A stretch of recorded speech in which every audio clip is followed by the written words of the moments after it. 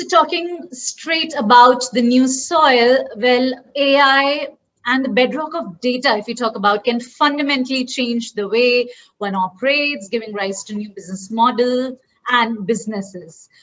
That is why I call it the new soil from which actually new things can emerge. So essentially, there's a reason why we say that, right? So we all must seek to find and channel our inner Elon Musk, yes, to think big and fundamentally change the experience for your customers. I will wait no further and invite up next Raj Kumar, the Group Brand and Reputation Director from Aviva. Raj, it's over to you. Hi, and thank you for having me. My name is Raj, and I'm the Group Brand and Reputation Director at Aviva here in the UK. Today, I'm going to talk to you about data and AI and why I feel they're not the new oil, but rather the new soil. I think I've heard this phrase often, that data is the new oil. And for me, that seems like it's an enabler, which it is, absolutely it is. But for me, it's more than that. It's like the soil that gives birth to new things, new plants, new businesses, new ecosystems, new ways of thinking.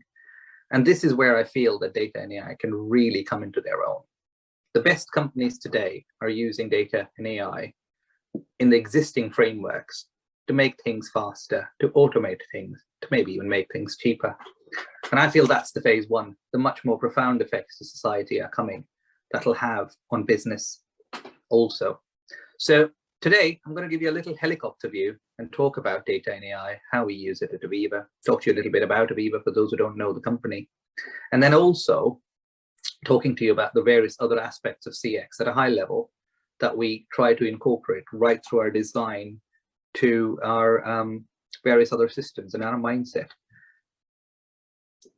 Aviva. As you know, Aviva is also operates in India, of course, but in the UK, it is their largest insurance company. And not just insurance, we also have a flourishing savings, retirement, we have the most amount of pensions in the UK, investment, as well as an insurance business. Over the past year, I led the project that led to refreshing our purpose, values, and ultimately launching the new brand promise of It Takes Aviva, all informed by data and insight. The first things that people think about is why It Takes Aviva. Well, for me, It Takes Aviva is a forthright assertion that it does take a company like Aviva to help you take the actions you want for a brighter future. It takes Aviva to understand you throughout your life cycle, wherever you might be in your lifetime. And it takes Aviva to help you take that action to achieve whatever that future is that you would like to make happen. That is the yellow thread for us. And it flows down straight from our purpose and our strategy, which is, and our ambition to be the UK's leading insurer and the go-to customer brand, which I feel is quite ambitious anyway, because there can really only ever be one go-to customer brand. On the next slide, I'll talk to you more about the CX. Now, when we talk about customer experience, and it matters, of course it matters, that we keep our customers at the heart of everything we do. But we do need to change our mindsets. We do need to see whether the things that we're doing are really to help us automate and speed things up, or are they really the things that our customers demand? So the amount of times that I get an email which says, replies to this mailbox are not monitored, so don't reply to it. Or I get a text to say, please don't reply to this text, no one's looking at it. And sometimes I can tell you, I think I need an SEO specialist to help me find the phone number on a website of a company so I can talk to someone. In all of this, of course, the click to buy link is one of the best journeys you'll ever have. The smoothest journey in the whole estate, online estate, would be the link to buy. And I feel, of course, that is true. And really, at times it makes me wonder, is that why people are hoping that the only time you really interact with a company is when you want to buy something? And if that journey is great, then everything is great, because the next time that customer interacts with you is also to buy something.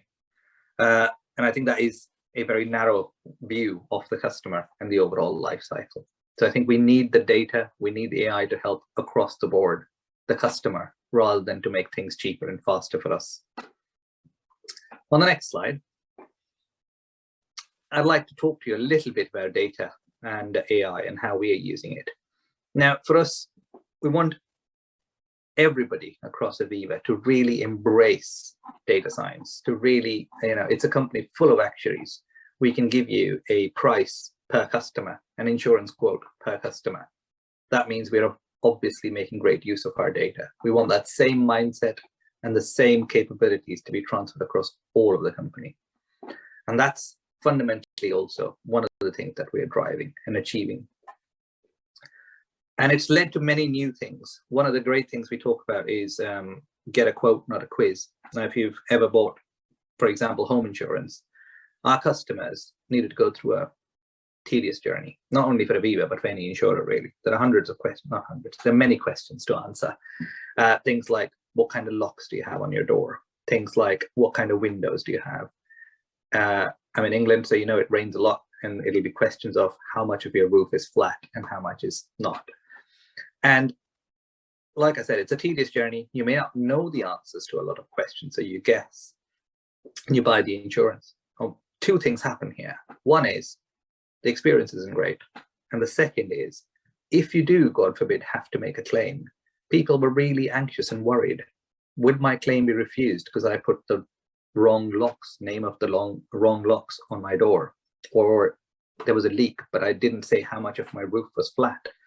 And these are anxieties that we can actually take away. So we used our data, we used our AI to make sure that you, as a customer, wouldn't have to worry about this, any of this. A lot of this data we can actually infer from public sources or from our own sources. And so now we can really give you a home insurance quote in 3 questions or less. And what that does is uses all the data that we have, all the collaboration and working across departments, and then making sure that we're taking away a real customer pain point. And that's one of the ways in which we work. A second Aviva use case is, on the AI and machine learning, is that we now actually in real time have the capability to understand customer interactions as they happen, whether it is written or spoken. And this AI basically spans and scans across the company, and it warns us as to what problems are happening or what problems may be arising soon. And that in itself is an absolute game changer, you know, given that we have more than 1 million calls to our call center and equally 1 million logins to our websites, etc., and emails that come in literally on a daily basis. But it's going a step ahead. As AI is learning, it'll also tell us more about what are the various actions that we could take to help prevent this, and even to make sure we cure some of these things. So it's a real game changer for us. Finally, I want to talk a little bit about something which is quite common in startups, but I feel in larger and medium companies, not so much. It's the concept of pivoting, which I'm quite drawn to personally. And it's a case in point where a startup sees something happening and the data not matching what's going on, and then they pivot and then they change. And that is a great mindset to have, because how many times have we seen in companies where you have promised a project and you've promised a particular outcome to the board or your CEO, and the data may not be telling you something, but rather than what I would call pivoting, and people end up actually trying and trying and trying to make sure that those results that they're promised keep on happening, because otherwise it might have an adverse effect on your career or on your outcomes overall. And I think that mindset will also really help change the way we think about data and the way we think about AI and the way we think about doing business. And that's fundamentally why I feel data is sort of the new soil, really, and rather not the new oil. And I think I mentioned also that I feel that we're in the phase 1 of this, because if you look at how there's an analogy in England, actually, I learned, which is when electricity was first introduced, it was used to automate current processes and fit into the existing framework. So the factories and the mills in England were very close to water, because that's how you generated electricity.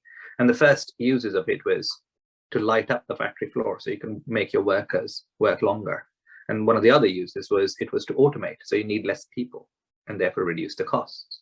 It's only later that people started realizing this could fundamentally change the way we operate and have profound effects on society. So factories started moving away to either the ports or to the sources of capital or the sources of your inputs. So and it led to a lot of what we call now urbanization and therefore massive changes in society. And I think also for data and AI, we are in the first part where we are looking at our existing frameworks and processes and thinking, how can we make them faster and better? The bigger changes are still coming through and yet to come. Next, on the next slide, please. I'd like to talk a little bit about how Aviva views and does its marketing and how it has an effect overall also on CX. Now, we look at it in three layers, really, where the brand is used to attract the heart, to inspire you to be associated with a particular brand. And this is where we want our customers and our prospective customers to really like and love the brand. And this helps overall increase the size of our market share in a year, let's just say. The second layer to it, and for example, let me say, in this case, it is, if you think about insurance, you think about Aviva. If you think about sports apparel, for example, you might think about Nike, and that's the brand that you go to first. It's a go-to customer brand. That's because it's got your heart in one sense. And the second layer is the head, which is a logical reasoning, the why you would want to buy from us, really, a product from us. And that's where we talk about a lot of the particular features that we might have. So, for example, the second layer would be is, once you've said insurance, Aviva, sports apparel, Nike, and then you go second layer to say, should I buy that shoe, that particular shoe, or should I buy, say, car insurance from Aviva? That's the kind of things. And over there, we want to answer the questions of why does it make logical sense to buy? And finally, it is the hand, what we call the real customer experience. That is when you've chosen, you're looking, you have the great price, you have a smooth and seamless customer journey and availability across online or offline, depending on your product, and you're able to purchase. Now, traditionally, people think about CX sitting right below at the hand level so that, everything is seamless. But a lot of it drives both the heart and the head, because a lot of those interactions need to be thought through to give you that long-term stickiness, to give you that retention, to give you that word of mouth.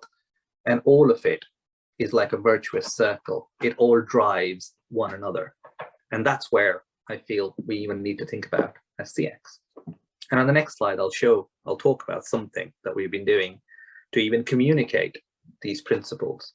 So, for example, in our latest campaign, we have taken out the I from Aviva in the middle and replaced it with our diverse customer base. And this is really to communicate that mindset we want everybody internally to have and externally to feel, that we are keeping our customers at the heart of Aviva, in the center of Aviva, that we are trying to be customer centric. It'll always be something we strive for. It'll never be achieved, of course, because the posts keep on moving. There's always something better that we can do. But in everything that we do, we have to keep reminding ourselves and demonstrating externally that we are keeping our customers at the heart of what we do. And that's one of those design cues which really work really well for us.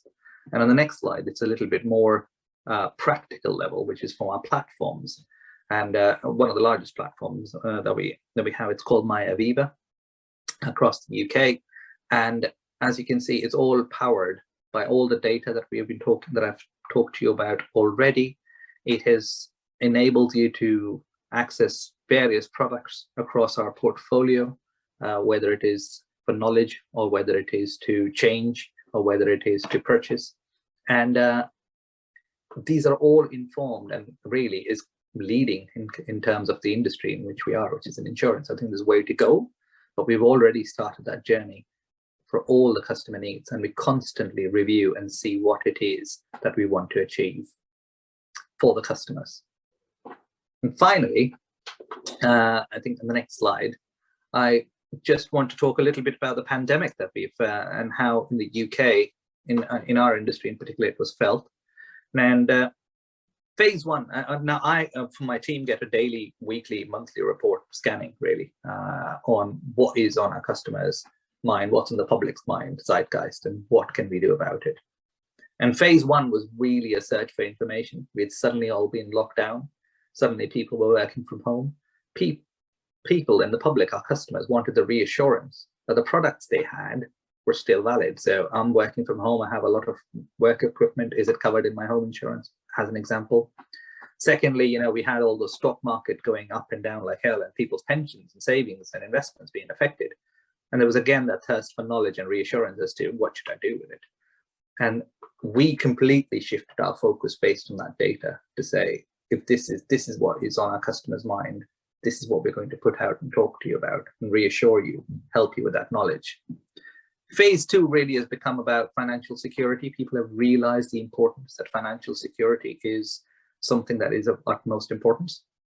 And now we're sort of moving on to the next phase, which is what are the actions you could take to achieve that future that you're looking for, whether it is to have a nest egg, whether it is to have a good retirement, whatever it is. And how can we help you take action? What products we have? How can we give you guidance, and what kind of future you're looking for? And constantly evaluated by data and knowledge as a loop, as a feedback loop, really, to keep on changing this.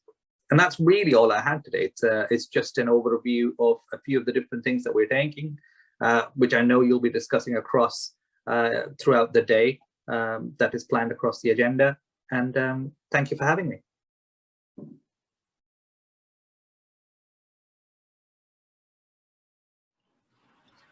All right, so Raj, I have to say thank you to you for sharing those perspectives, which were avidly listening to.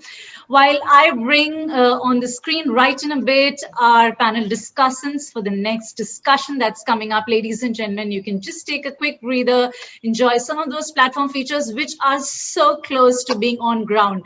Like I can bet on it that this is the best that you could experience in the present moment, right? So make sure that you visit the Commvault booth right now and fill in that feedback form at the experience zone. I will be right back.